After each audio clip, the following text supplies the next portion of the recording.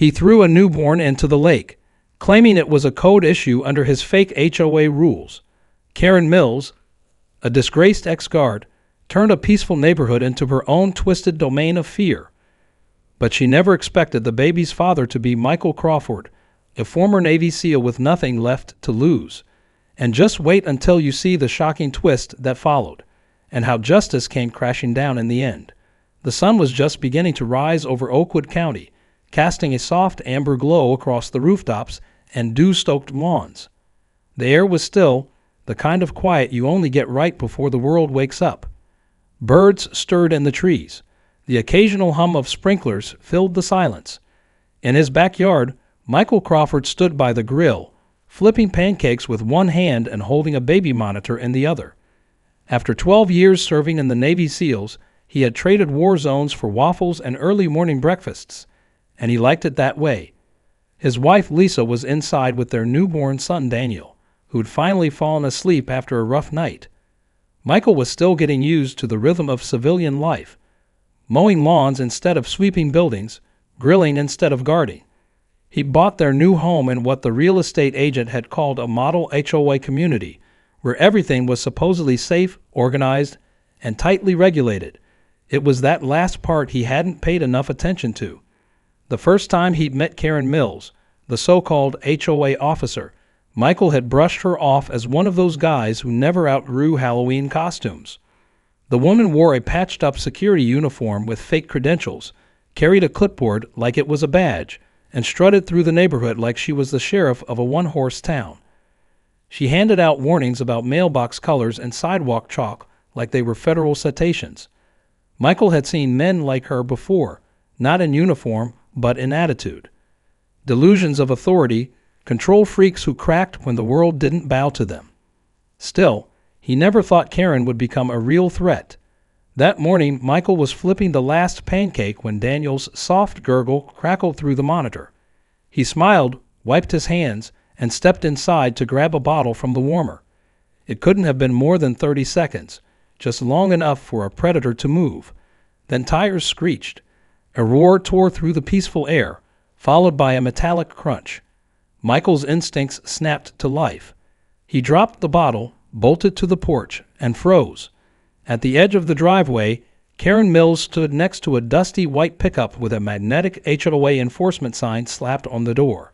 Her eyes were wide, unblinking, her whole frame twitching with manic energy, and in her arms, the stroller with Daniel inside. Michael's heart slammed against his ribs. Code issue. Karen bellowed, lifting the stroller like a piece of stolen luggage. What are you? Michael started to scream, but Karen was already running. Not toward the street, not toward a car, toward the lake.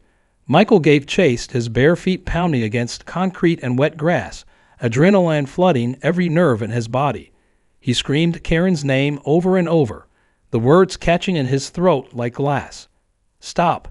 Put it down. They reached the lake in under 15 seconds. Michael was maybe 3 steps behind when Karen stopped at the edge. HOA regulations. Karen roared, voice cracking, pupils wild. No unapproved objects left in public view, and with both hands she heaved the stroller into the water. There was a splash, a silence. Then she vanished into the trees, into the fog. Michael didn't even pause. He dove. The world stopped. Time collapsed into a single frozen breath. As the stroller sank into the lake's still surface, the water rippled once, then swallowed it whole. No sound. No movement, just a deafening stillness that shattered every law of nature. Michael didn't think. He didn't scream. He didn't even breathe. He moved. It was instinct, not decision. A body trained for combat, now responding to something far more primal. He hit the water like a missile, slicing through the icy surface in one clean dive. The cold was sharp, but he didn't feel it. What burned in his veins wasn't temperature.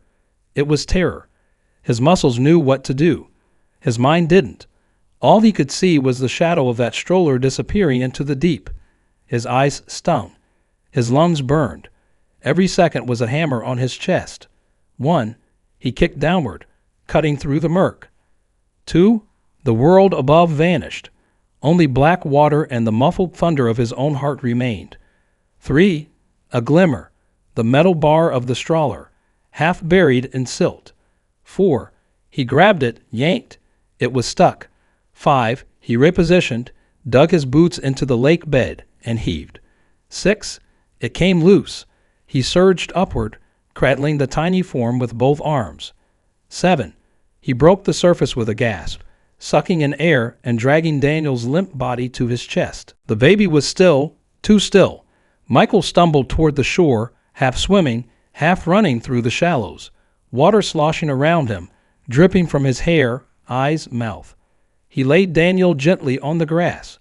The child didn't move. Then, a cough, a shudder, a sound. A sharp, gasping wail tore through the silence, high and raw.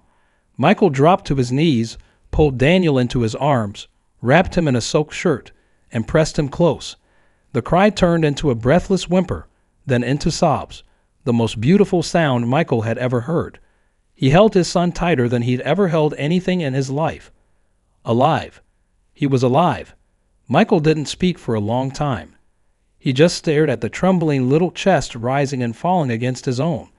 Every instinct told him to cry, to collapse, to thank the sky for what he'd just pulled back from the edge. But he didn't cry. He didn't collapse, because something inside him had changed. Something old had returned. He stood up slowly, cradling Daniel with one arm. With the other, he pulled off his jacket, the heavy Navy issue field coat he hadn't worn since leaving service, and wrapped it around the baby. His hands no longer shook. His breath no longer came in gasps. His gaze turned hard, steady, focused. This wasn't over. Michael looked across the lake, scanning the trees, the roads, the shadows. Somewhere out there, Karen was still walking free.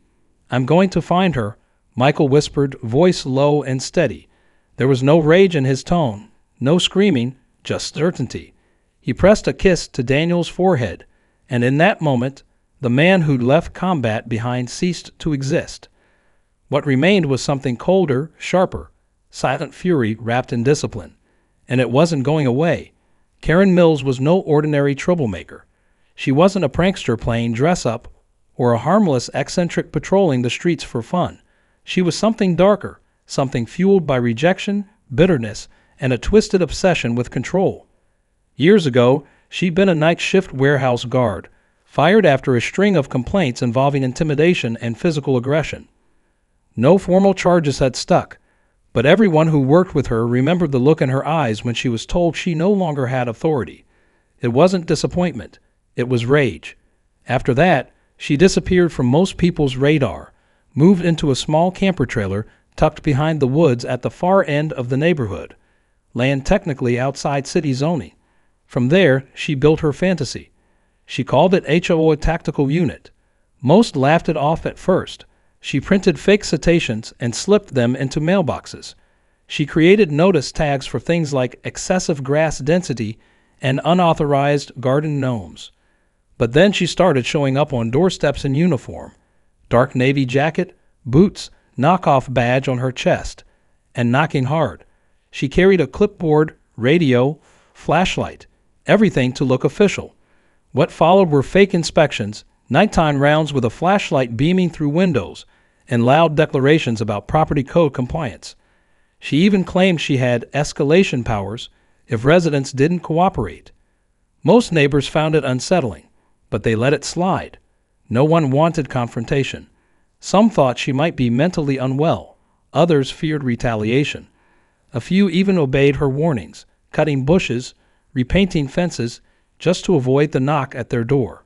But when Daniel ended up in the lake, everything changed. Silence turned into whispers, whispers into stories, stories into statements. People began coming forward, quietly, carefully. Not to the police, not yet, but to someone they knew could act. Michael Crawford. A neighbor named Helen, who lived near the woods, recalled seeing Karen standing waist-deep in the lake in full uniform weeks earlier, as if performing some twisted drill.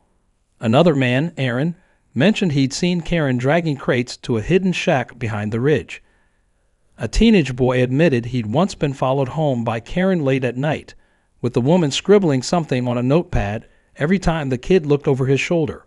One woman even produced a photo, snapped from a distance, of Karen inside a backyard measuring grass with a ruler, a holstered object visible on her hip. No one had acted before, but now they wanted to be heard. And Michael listened. He didn't take notes. He didn't ask for dates or times.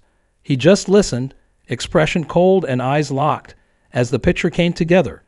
Each piece fit into a growing outline of a woman who had stopped pretending long ago. Karen believed she was law, and the world was supposed to obey.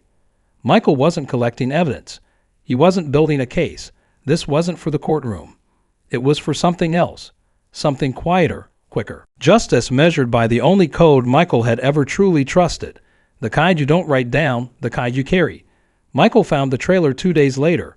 It was buried deep beyond the ridge where the trees grew thick and the land dipped into a forgotten patch of woods just past the edge of the neighborhood. Overgrown weeds clawed at the tires. Rust spread like a disease across the faded shell.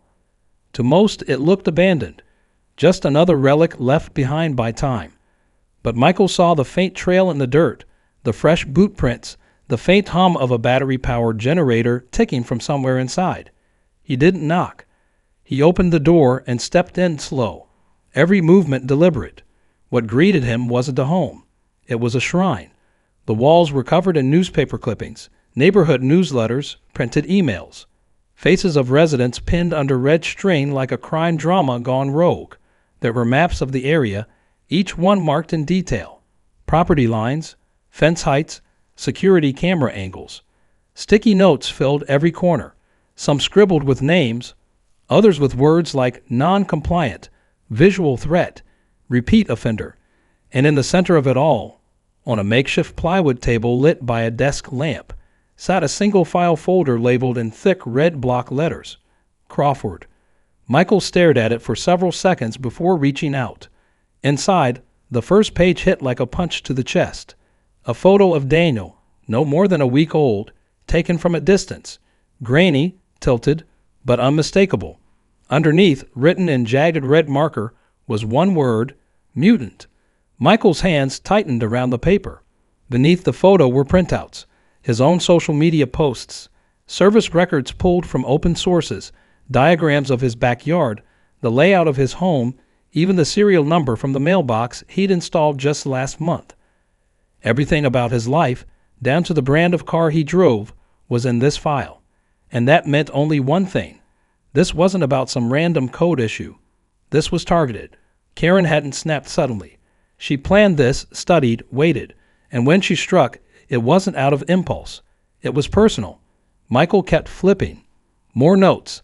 A scribbled line reading Seal Threat Profile. High.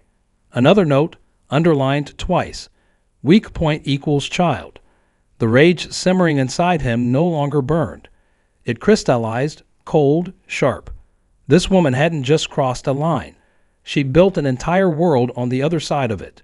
And the most chilling part, Karen had left it all here, untouched, almost like she wanted it found.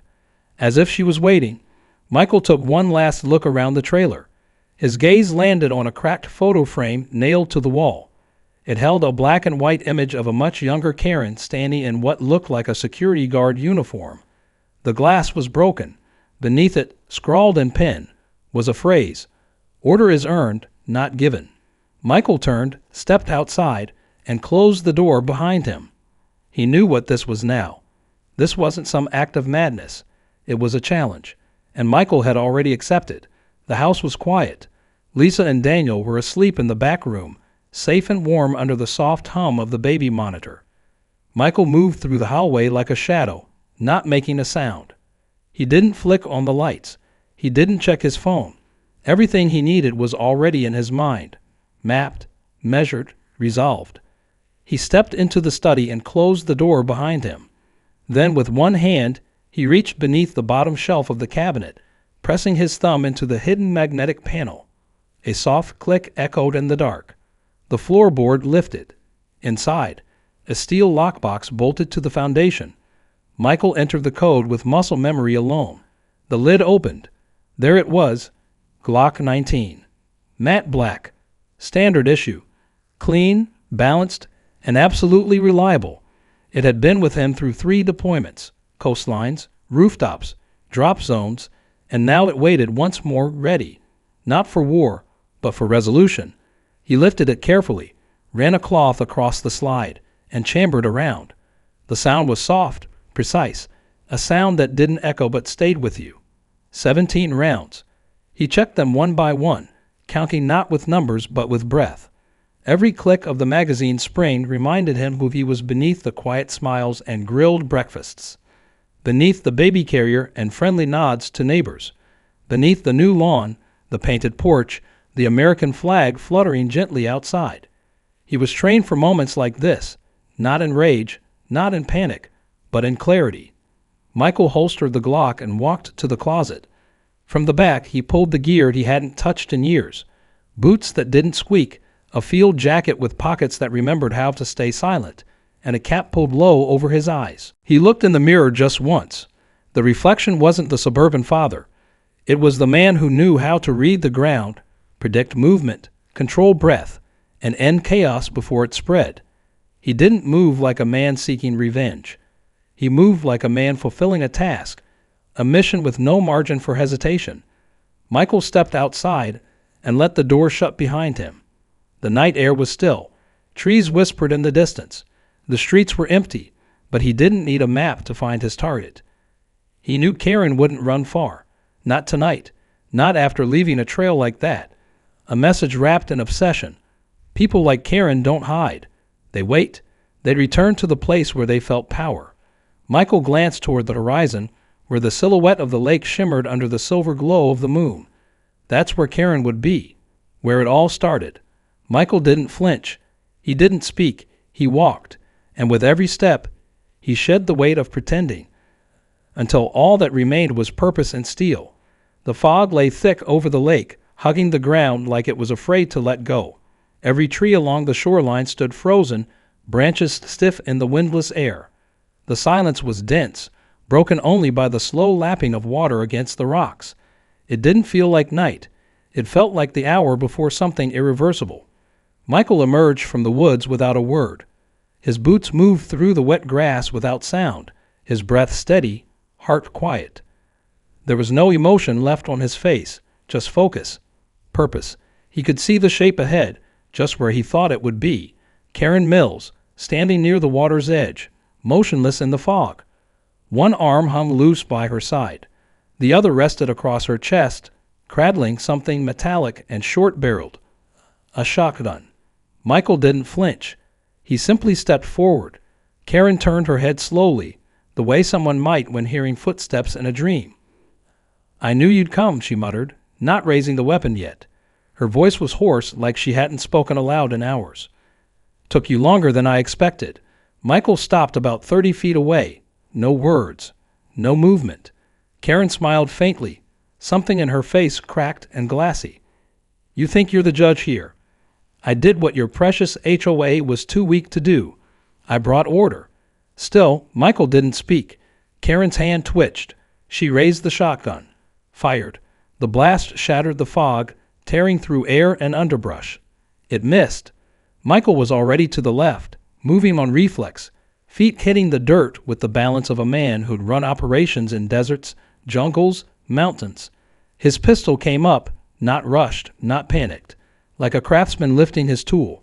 The first round hit Karen in the shoulder. The second struck her thigh. The third, precise and intentional, hit low, stopping Karen's crawl before it started. The woman dropped hard. Her body folded sideways onto the mud with a cry that turned into a broken wheeze. The shotgun slid from her grip, spinning once before landing near the reeds. Michael walked toward her, his steps deliberate and silent. No rush, no fear, just the sound of boots pressing wet earth and the distant echo of water kissing the shore. Karen was breathing heavy now, propped on one elbow, eyes wild. "You're not law," she spat. "You're not allowed." Michael said nothing. He grabbed Karen by the collar and pulled. The woman's body dragged easily through the dirt, her limbs jerking like broken branches. The fog closed in behind them as Michael hauled her toward the water, toward the same stretch of shoreline where the stroller had disappeared days before. The lake was calm. Michael stopped at the edge and stared out at the still water. Then he looked down. Karen's voice trembled now. Don't do this. Please. Michael crouched slowly, leaning in just enough so Karen could hear every word. You threw my son in this lake, he said softly. Without blinking, without thinking. Just gone. Karen's breathing hitched. Michael didn't raise his voice. He didn't shake with fury. He was past that. This isn't payback, he said, almost quietly. This is clarity. Karen writhed weakly, grabbing at Michael's sleeve with one hand. Michael didn't move. You wanted him to drown, he said. You called it code enforcement. You saw a child and thought, target. He paused. Now you're going to feel what he felt. And with one hand, he pulled Karen a foot closer to the water's edge. The lake lapped at her legs. Karen let out a whimper, but Michael just stood, not to harm, to show, to remind.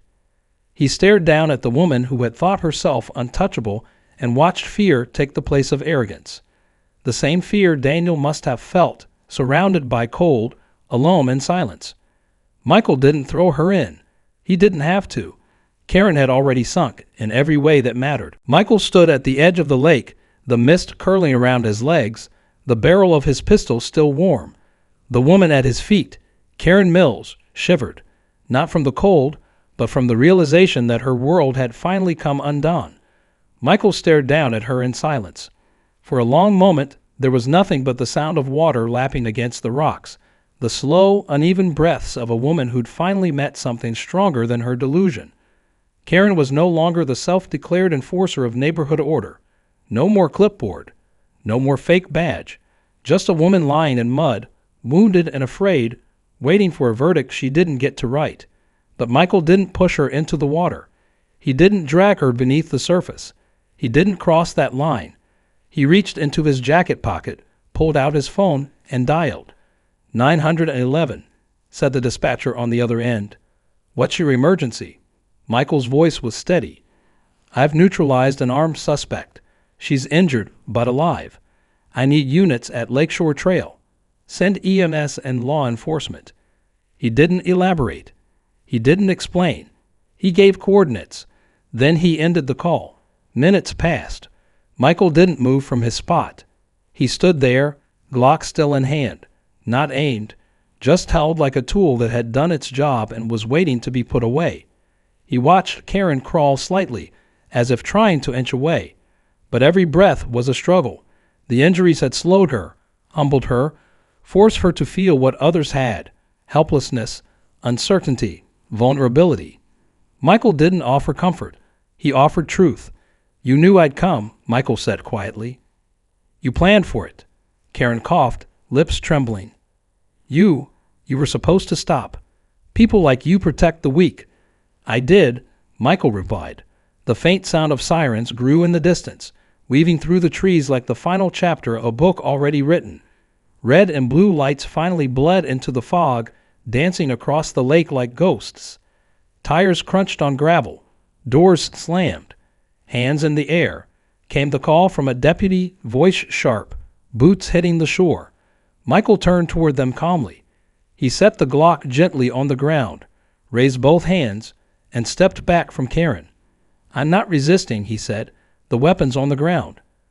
Suspect is down, armed earlier. She's alive for now. The officers moved in quickly. Two covered Michael. Another moved toward Karen. A fourth collected the pistol. The moment passed without shouting, without panic. It was clean, precise, just like everything Michael had done. Karen whimpered as the deputy rolled her onto her side and clipped restraints around her wrists. You can't let him get away with this, Karen cried, voice cracking. He's a soldier. He's supposed to protect people. That's what they do. Michael stood motionless. The officer holding him turned slightly, unsure what to make of the accusation. But Michael looked straight into Karen's eyes, calm, steady, unshaken. I protected, he said firmly, just not you. The words hung in the air, heavier than the fog, clearer than the sirens. It was over. Michael wasn't applauded. No crowd gathered. No grand statement was made. He simply watched as Karen was lifted onto a stretcher, her words growing softer, more desperate, until they were lost in the hum of the engines. Then Michael turned and looked out at the lake once more. The water was still again, and for the first time since that terrible morning, he let himself breathe. The gavel struck once, then silence.